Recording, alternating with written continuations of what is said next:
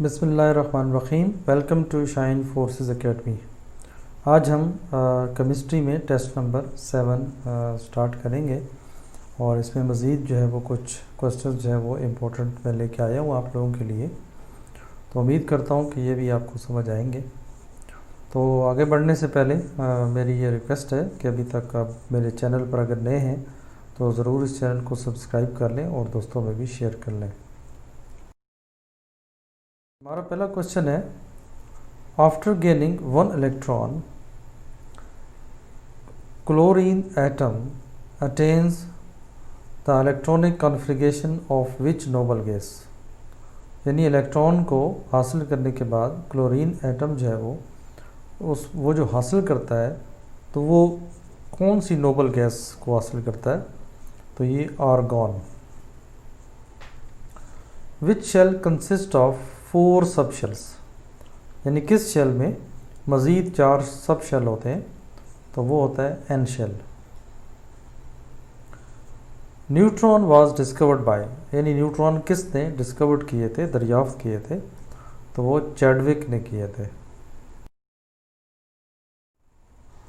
उसके बाद है electronic configuration is based upon, यानी इलेक्ट्रॉनिक कॉन्फ़िगरेशन जो है वो किस पर बेस करती है, तो वो एटॉमिक नंबर पर बेस करती है।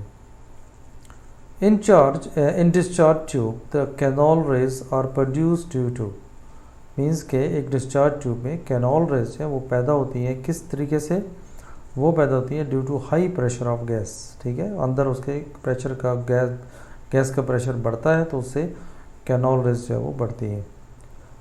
Which one of the following is the cause for the discovery of proton.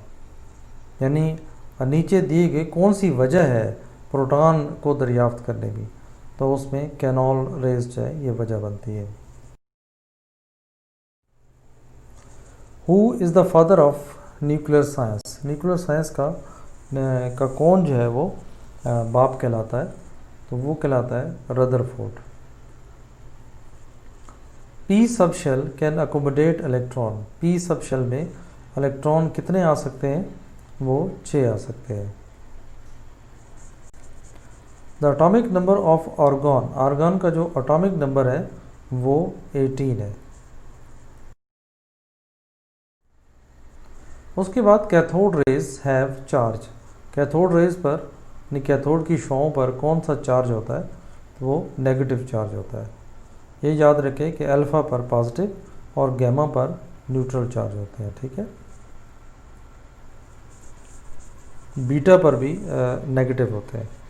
How many stable isotopes are present in carbon. यानी एक कार्बन में जो स्टेबल मजबूत आइसोटोप्स होते हैं वो कितने होते हैं, वो 2 होते हैं। Which one of the following particle is most penetrating. यानी इनमें से नीचे कौन सा पार्टिकल जो है वो ज़्यादा पेंट्रेट करता है, यानी अंदर घुस जाता है, तो वो है न्यूट्रॉन। उसके बाद है valency of sodium metal is. Sodium metal की जो वैलेंसी है वो कितनी है, वो जनाब 1 है। Which metals have highest metallic character. यानी उनमें से कौन सा जो मेटल है जिसमें मेटेलिक जो धाती खसूसियात हैं वो सबसे ज़्यादा है, तो वो अल्कली मेटल है। उसके बाद आयनाइजेशन एनर्जी ऑफ CS की जो आयनाइजेशन एनर्जी है आयन बनाने की, वो 377 किलो जूल पर मोल है।